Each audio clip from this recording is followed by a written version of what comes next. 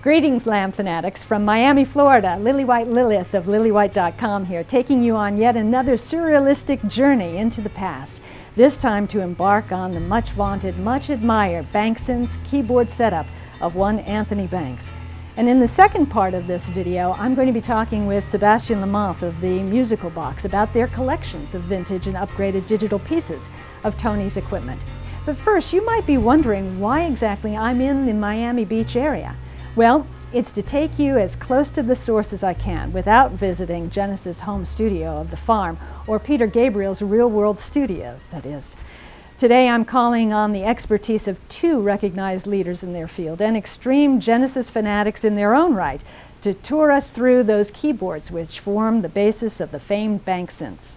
Grammy Award-winning mix engineer and producer Tom Lord-Alge, who has not only been following both Peter Gabriel and Genesis around since he was about 14, but has also worked with them on several remix projects himself.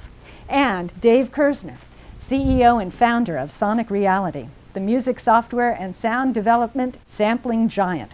Well, Dave has sampled sounds for many of the popular touring and recording artists, including Genesis.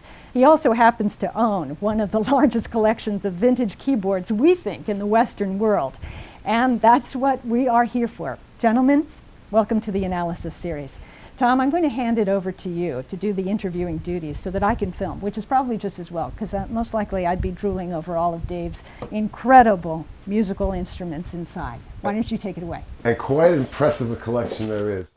It's really like walking into a time warp. I mean, I haven't seen some of this equipment in years, and you've kept it all in magnificent order. I know that there's so many pieces that I would like to talk about it, but let's really just focus our energies on some of the synths that Banks used. Now, this wonderful white piece here, which it says Mellotron on it. Tell me a little bit about this piece and perhaps what Tony may have used this on. Okay. Well, Tony used this is an M400 model. So he used the M400, and he also used a Mark II. Which was a larger Mellotron and had more sounds in it. The M400, which was the most popular model that they made, was the most roadworthy, even though no Mellotron was roadworthy. It's an oxymoron. It had 3 sounds in it. Right. And you could select the sounds from this selector here, A, B, or C. Just for the viewer who may not be very familiar with it. Mm-hmm.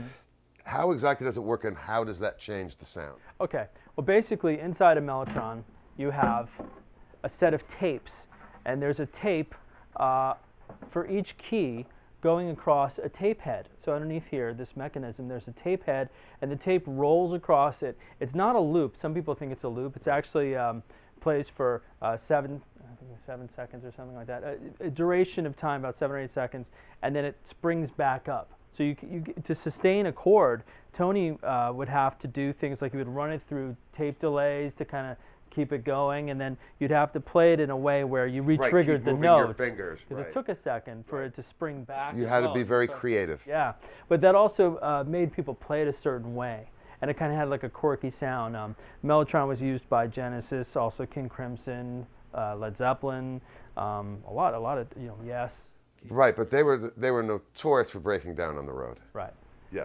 Yeah, I mean, it's very, it's a contraption, They actually are able to, I mean, people still use them, and they're more sturdy. They also have a digital Mellotron, and my company did a virtual instrument version called the Sampletron, right, with IK Multimedia. Works inside your computer without all the hassle. But, it has the character of the sounds, and that's really what made this so majestic, is the particular sounds. Tony used the 3 violins. He used the choir sound that you hear in Silent Sorrow for Empty Boats and a lot of the songs. And a lot of Genesis songs. And especially on the Lamb. Yeah. And then he also used flute. The flute sound was actually used by the Beatles' Strawberry Fields Forever. That's the Mellotron flute, but it was used on, I think, Lily White Lilith and maybe some other stuff on the album. And then the brass sound was the Watcher in the Skies. And actually, it's not just the brass, it's mixed with violins. And the way you mix Okay, Put it's it right in between the two. and it's basically it's a 3-track tape. Right, you're cheating the machine. Yeah, and you're actually technically getting all sorts of. Right, they technically didn't invent it to do that. When they made the device, they only really, because it has a click stop. Well, no, it actually doesn't have a click stop. So they did make it do that. Probably. I mean, because otherwise you would think it would be a click. Right. But maybe some cats just came across and said, oh, look what happens when I have it in between A and B. It creates this really cool sound. Right, now on Watchers, he also put part of it to a Leslie as well. Right, and apparently I think there was a bass accordion sound as well, because it was done on the Mark II, which has dual manual, so it's 2 keyboards. Gotcha. So it's a bit more, and he didn't do that live. No, but who doesn't like bass accordion? Of course. All right, so let's move over. The Mellotron is a wonderful piece, and it's been really part of a staple of Genesis' early sound and continuing through their career. But now that we've talked about the Mellotron, let's come over here to a couple of pieces here. So tell me what we have over here. I see that we have, can we talk about this piece right here? Sure.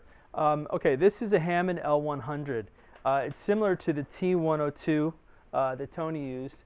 These spinet organs had a lot of similar features.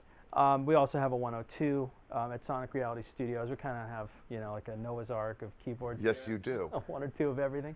But this one, the difference between the L series and the T series, I believe, is that the T was transistor, solid state based, and these are tube.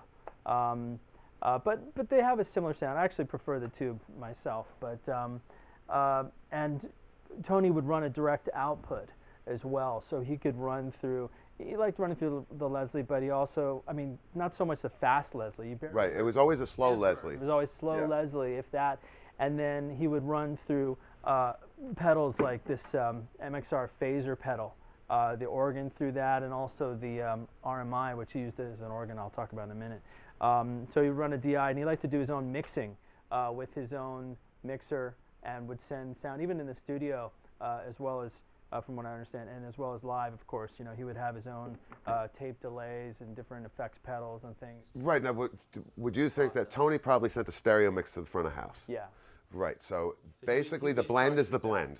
Exactly. However Tony wanted it blended, effects and levels of instruments came from his mixer, and then it probably went 2 channels out to the front of house, which made it very much easier for the front of house guy, not having to deal with 5 or 6 different keyboards, just really dealing with a stereo mix from Tony. Well, Tony and a lot of keyboard players at that time, because there was obviously less variety of instruments, and none of them had built-in effects like they do today, would more or less use the stomp boxes and tape delays and things as part of their sound. So it wasn't so much, give me a nice reverb. There would be reverbs in the house and the basic stuff, but in terms of getting the character of their sound, they would take care of that, and it's like integrated, just like if you take a modern day Yamaha motif or a Korg, and the sounds, presets come up with effects built in. This was how they did it, but they did it with hardware, obviously, and getting their own sound. Right, with pedals, with pedals or whatever, or outside boxes. That was their setup, and it was never heard otherwise. In other words, it was never sent to front of house without those, because it was within Tony's control, and he controlled how much delay, how much of the of the sweep on the phase. Exactly. So, can you give us an example of what this instrument, this particular unit, would have been used on? Well, here, let's see.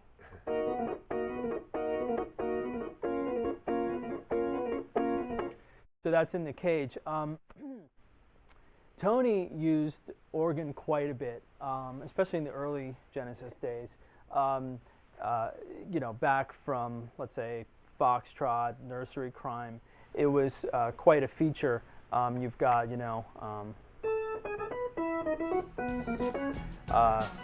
Supper's Ready and all these. So, in fact, his meat and potatoes keyboards was, his Hammond T and the RMI, which he used as an organ, as well as a sort of plinky electric piano sound. You hear it quite a bit on the Lamb. Sometimes layered. Tony layered a lot of times with the Mellotron, or layered with the RMI, or the RMI with the Mellotron. So some of the mysterious sounds, you say, what is that? I don't understand. It's usually some sort of layer of. Well, yes, it was poor man's MIDI. Yeah, exactly. Poor man's with his 2 hands. So yeah. So now the RMI, well, we know that because carrying an acoustic piano out on the road was just not Right. feasible back then. So let's say, for example, for the intro of the Lamb, Tony probably would have used it. Well, Tony used an RMI. Well, actually, live he used an RMI, but in the studio he used a Steinway Grand, I believe. Obviously taking a Steinway out on the road, was not very feasible. So this was a good road replacement for a little while. I mean, it wasn't very good. It doesn't have velocity. It's a piano without velocity. Even the Wurlitzers and the Rhodes had velocity, but Tony liked this. Some of the other sort of progressive rock artists, like Rick Wakeman, for instance, also used this for a period of time, that early, mid-'70s time. Actually, I don't know when it was released. Probably, its RMI is Rocky Mountain Instruments, I believe it is. I didn't know that. Yeah. And now I do. And now, would it this, because it doesn't have velocity, let's say in organ mode, he probably would have had a volume pedal on this. Right, exactly. And in fact, so that was the thing about this. What I was going to say is, while a lot of people used it as a so-so replacement for electric piano, so-so because it didn't have a sustain pedal either, or velocity, Tony really embraced it more than most, and did a lot of things with it that, and that's contributes to the mystery in some ways of like, what is he using? And it's like, well, I don't know how many people actually use this as an organ, but he used it quite a bit through the phaser. So for instance, I'll show you like two different things. In piano mode, it was more of like a piano decay. So you could,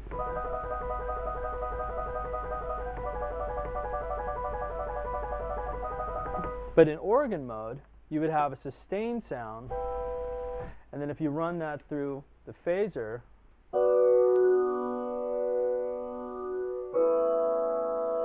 right, you end up with the intro to In a Cage. Right, So- which is pretty damn cool. yeah, it's real cool. And you have this harpsichord sound. Well, because I always considered this particular piece to be more, I always thought it was more based on a piano replacement. So not being that familiar with it, because it's well before my time in a recording studio, it's interesting to note that he also utilized it for some of the organ sounds that were slightly more, say, organic, but not so.